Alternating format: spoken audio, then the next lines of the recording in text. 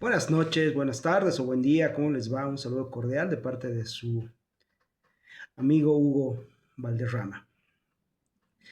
Hoy quiero hablar sobre un fenómeno que en América Latina está presente en las últimas, por lo menos las últimas 6 décadas. Me refiero al asunto de la narcopolítica o en términos más amplios, en la política secuestrada por el crimen. Vamos a ver un poco el génesis de este fenómeno.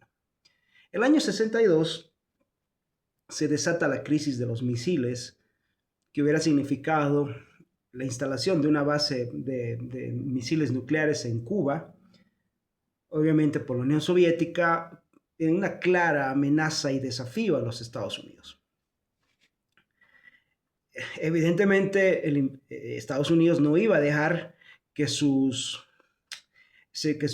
seguridad y que su perímetro de influencia sea penetrado tan directamente por la amenaza soviética, y por lo tanto, bueno, hay este cruce militar que se ve y que se conoce y que es de público conocimiento. Pero del lado soviético se dan cuenta de algo, que no podían enfrentar frontalmente a los Estados Unidos por la tecnología militar que tenía el país norteamericano, el número de efectivos, el tipo de armamento, la economía, etcétera. Entonces, admiten que ir a una guerra frontal con Estados Unidos era básicamente hacer el ridículo, entrar a un suicidio militar. Obviamente, el Che Guevara, que era un impulsor de ir a la Tercera Guerra Mundial, porque según él hubiera significado el fin del capitalismo y el triunfo definitivo del socialismo, pues molestaba a los soviéticos y le ponen como condición a Castro deshacerse del Che Guevara, y esto es lo que se ve después, ¿no? Todas las operaciones que hizo Castro para deshacerse del Che Guevara y finalmente mandarlo a morir a Bolivia solo y abandonado. Pero eso es otra historia. Nikita Khrushchev se da cuenta de que estas características de los Estados Unidos hacían imposible un ataque militar frontal y un enfrentamiento frontal, además.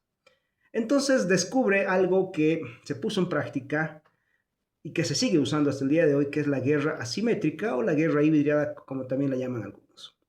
Una guerra asimétrica que usaba varios elementos, entre ellos el elemento cultural. Otro elemento que se utiliza mucho es la economía del crimen y la desinformación. Y hace unos años, especialmente con el fenómeno del socialismo del siglo XXI, se empezó a usar las migraciones masivas como un elemento de desestabilización de los países. Bien, es en ese sentido que a partir de los 60, la KGB, en coordinación con el G2 cubano, empieza a penetrar y a tener acuerdos con todas las organizaciones criminales que había en Occidente, las mafias en Europa y los cárteles de narcotráfico nacientes e incipientes en América. De ahí es que, por ejemplo, Castro haya dicho varias veces que la cocaína era un arma revolucionaria. Pero no solamente hablaban de usar el crimen como un elemento desestabilizador, sino de usar el crimen como una forma de llegar a la política. De hecho, eso es lo que hace, por ejemplo, Pablo Escobar en los años 80, cuando se presenta como diputado. Lo mismo pretendió hacer otro miembro del cartel, Carlos Redes Rivas, con otro partido político, y cuando uno los lee y los escucha, y por lo menos todavía se lo puede escuchar a Carlos Leder, ya con 80 años, pero todavía activo en redes, haciendo podcast. Él admite que buscaban penetrar la política para manejar el narcotráfico de manera impune. Ya para el Foro de Sao Paulo del año 90, es que esto se hace abierto. De hecho, en el Foro de Sao Paulo participa las FARC, y para esa época las FARC ya operaban con el narcotráfico. Sendero Luminoso en el Perú ya tenía el control de la zona del Brain, de la plantación ilegal de coca, ya había enfrentado al gobierno de Fujimori, ya estaba abiertamente enfrentado con el Estado peruano en defensa del narcotráfico, ya se hablaba de el arma revolucionaria de las drogas, algo que lo decían. En la época en la que García Linera estuvo preso, a principios de los 90 por haber formado este grupo guerrillero del EGTK. Él compartió celdas con un conocido narcotraficante en Bolivia, etc. Pero la cumbre de esto se da en Bolivia con el famoso Movimiento al Socialismo, que es un grupo de cocaleros cuya plantación de coca no está ligada al consumo tradicional. No existe, no se planta coca en el Chapare de consumo tradicional. Toda la coca del Chapare siempre fue para la economía ilícita. Eso se sabe desde los años 80.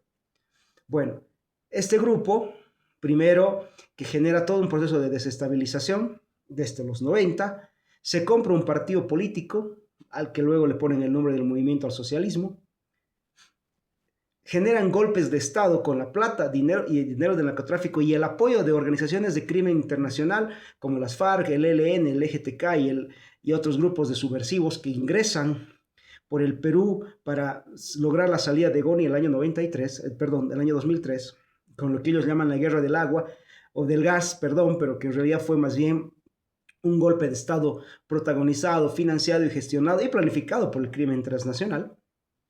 Toman el poder, disfrazan toda su estructura criminal de una retórica populista y con esta retórica populista luego pues ganan una elección en el 2005 habiendo ya desestabilizado el país por completo.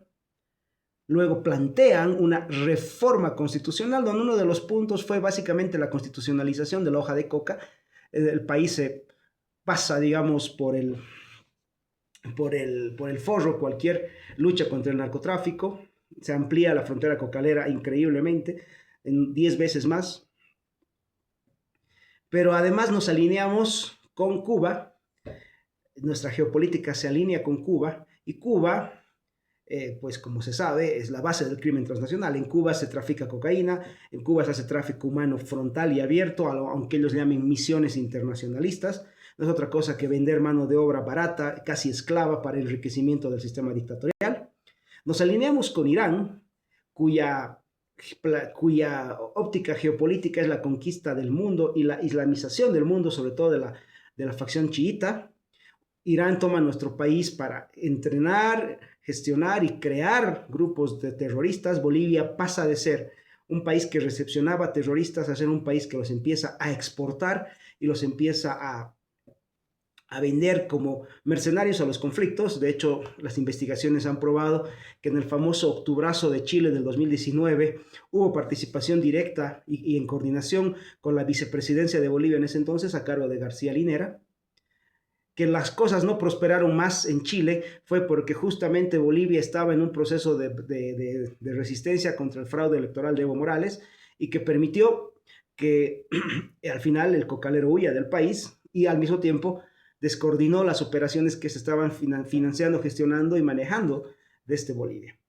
La misma preocupación tiene la ex ministra de Seguridad, Patricia Bullrich, que vio y que denunció varias veces cómo ciudadanos iraníes estaban ingresando a la Argentina con pasaporte boliviano, especialmente a concentrarse en la zona de Santiago del Estero, que está repitiendo un esquema muy parecido al movimiento al socialismo, algo que se llama el MOCASE, que es exactamente un clon, es una especie de recalentado de la narrativa cocalera. De hecho, hablan de defender la coca milenaria. Inclusive las personas que dirigen el MOCASE son hasta una especie de mini clones del señor Morales, porque es una metodología, ¿no? Repiten esta metodología.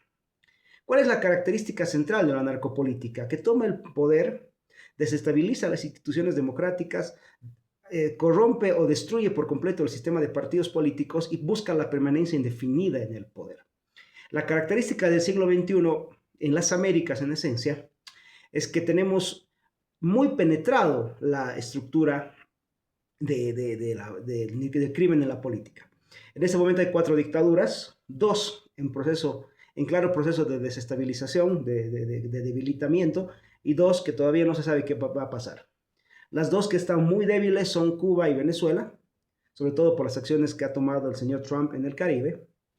La que se mantiene firme todavía, aunque con perfil bajo, es la dictadura en Nicaragua, y el sistema que está completamente intacto en Bolivia, porque Rodrigo Paz hasta el día de hoy, por ejemplo, no ha hecho nada sobre las relaciones con Cuba, ni con Irán, ni con nada.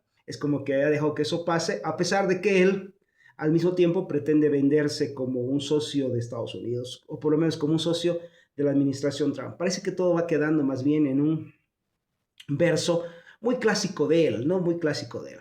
Entonces, estas cuatro dictaduras al mismo tiempo tienen cuatro gobiernos paradictatoriales: Colombia, Brasil, México y Costa Rica, y bueno, Chile, que ya va de salida con el señor Boric, que son gobiernos que de cierta manera no han logrado romper toda la institucionalidad de sus países, pero su política exterior y un montón de cosas están en directa coordinación con el crimen organizado.